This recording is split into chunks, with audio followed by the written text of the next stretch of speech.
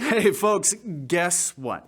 Guess what? 82% of people who don't go to church say regularly that if someone who goes to church, a friend, a family member, a neighbor, a coworker, if somebody were to invite them to go to church, do you know what?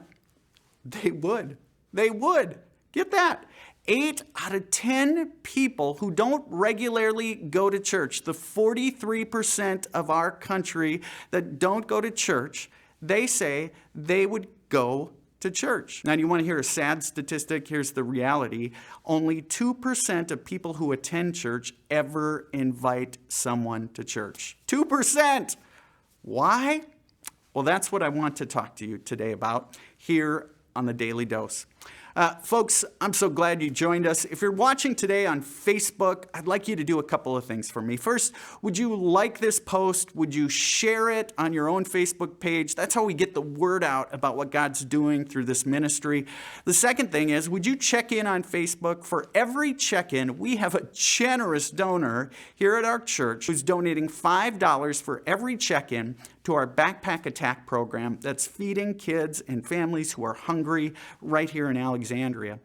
If you're watching on YouTube, hit subscribe so you are sure to stay abreast as to all that's going on. Hit the little bell so you get notifications. And last but not least, if you're watching on cable access, would you share this with somebody? Especially this week, would you share it with somebody who either has grandkids or who has kids of their own, especially teenagers? Because this week on the Daily Dose, our theme is almost Christian. There was a 3-year study that was done on the faith of teenagers in America today. And it suggests that teenagers today across America, when a study was done across America, there are a couple of things we know about the faith of American teenagers today. First off, not to depress you, but faith is not much of a priority for teenagers today. They're fine with faith, but it's not much of a priority. And in fact, it's not a sort of faith for them that is able to survive into their years after high school. And so here's what I want to suggest today. It has something to do with the fact that we as people who love the church and love this faith that's been so much a part of our lives, it has something to do with the fact that only 2% of us ever invite an unchurched person to church. Why is that? Why do we as adults do that? Well, here's what I want to suggest. We as adult Christians struggle, if you are a Christian yourself, adult Christians struggle to talk about our faith. It's true not just in our denomination, but across the Christian church. We struggle often to talk about our faith. And in fact, it's the same for teenagers. Teenagers, when interviewed, they were asked, articulate your faith for us. And they usually said one of 3 things. One would be that it's about a personal relationship with God. Second thing they would say often, it's about being saved. And the third thing, maybe you would say this in confirmation when somebody asks you, what's your faith all about? Reading the Bible? But here's the deal. That's often where the faith of our young people, and I want to suggest even us as adults today, ends. You see, we struggle to articulate our faith. Why is that? Well, here's what I want you to wonder about. What was the faith you grew up with like? And if you didn't grow up in the church, what was your impression of people who went to church and what they did and what they didn't do? You see, I want to suggest that the faith of most of us, the faith that we perceived growing up in church, was all about right and wrong. It was all about black and white answers, yes or no. You either get it right or you get faith wrong. And we weren't always sure what was right, what the right answers were, but most of us were quite sure that it was a bad thing in God's eyes to get things wrong. And so here's what I want to suggest to you today. You know what our kids need? Do you know what we adults need if we're really honest? We need people in our lives who are willing to just simply talk about faith.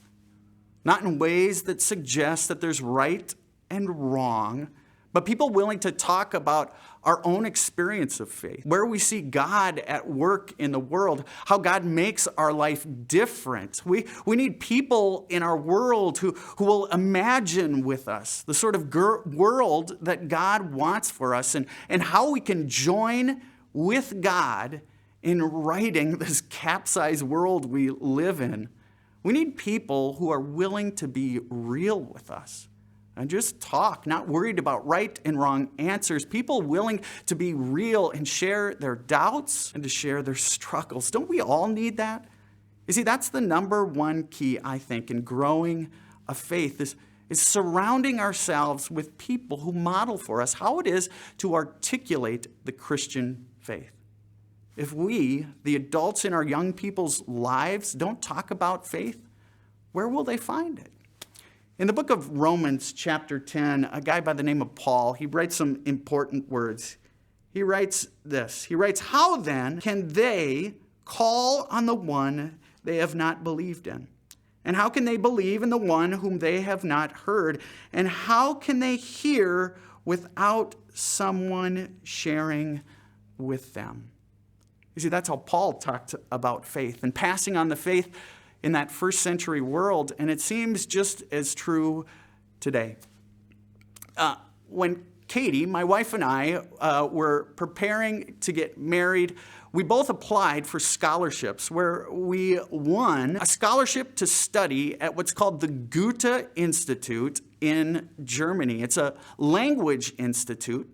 And the philosophy of this language institute is that they want to immerse you in German culture and in a place where all you experience is the German language and the German culture. And so we won this scholarship and were able to travel to Germany, get this, for a whole summer. It was amazing. But we learned the German language faster than if we were to sit in a classroom for an hour a day for a semester. We learned it faster than we would have experienced it if we had taken an online course. We learned it because we were immersed in a culture that lived and breathed the language and the customs. You see, wouldn't it be great if all of us, our teenagers included, could be immersed in a culture where the language of faith was simply spoken each and every day?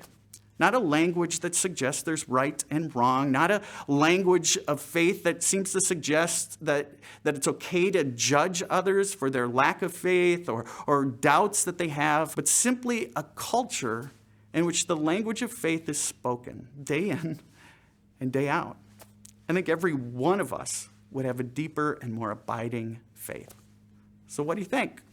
Let's start talking the language of faith. Folks, so glad you joined us tonight. Have a good one.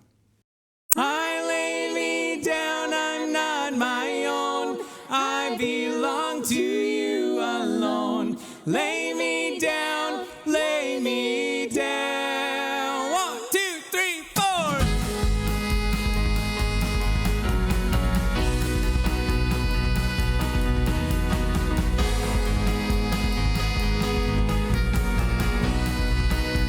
With this heart, open wide from the depths, from the heights, I will bring a sacrifice. With these hands open wide, hear my song, hear my cry, I will bring a sacrifice. I will bring a sacrifice. Hey! I lay me down, I'm not my own. I belong to you alone. Lay me down, lay me down. Whoa, hand on my heart, this much is true. There's no life apart from you. Lay me down, lay